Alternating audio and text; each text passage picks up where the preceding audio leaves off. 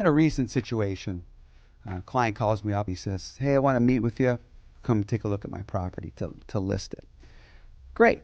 So do my research. Look at the square footage, the home. I asked him on the phone what's been done, any upgrades. I went into this listing 100% confident that I was within 2% of the listing price. It's hard to do that. I felt really good about it. The seller interviewed a few different realtors. He calls me up a few days later and he says, "Hey, you know, Joe, bad news. I'm going to list it with someone else." So I was, in my mind, I'm wondering what's the reason why. As an athlete, I want to win. That's one of the big driving factors. I just want to win. I said, "Wow, all right, hey, good luck." You have to be a pro. You can't get defensive and get upset and everything else. So I said, "All right, no problem." I watched this listing now. I'm excited to see what's going to happen. I'm curious because they gave them a higher price. I want to see why. I want to see what happens at a higher price, and I want to see what they've done. Pictures, the quality. I want to see if it compares to what I'm doing. I looked at the description. I looked at where it was marketed.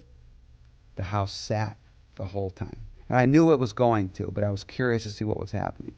The photos were taken on a cell phone versus the nice pictures that we do. No drone, it had a nice view. No one knew it had a nice view. It just sat there. 6 months on the market. They didn't drop the price at all. And that's what happens. I knew going into it that I was so confident with my pricing. And if you lose a listing, you always want to kind of learn from what happened, right? Talk to the sellers, get along with them, figure out what it is. But I knew in that case, there's nothing I did wrong. He heard a higher price, went with the other agent, and that is common in today's market. They call it buying the listing. You can get me way more than Joe can. Wonder why Joe sells so much homes. Not the case. You can't get him more than I can. I should probably get him a lot less than I can because you just overpromised and now you got to do the whole price drop thing and you kind of go from there. But when the seller called me, I was a pro about it. We talked about it. I said, I wish there was something I could have done.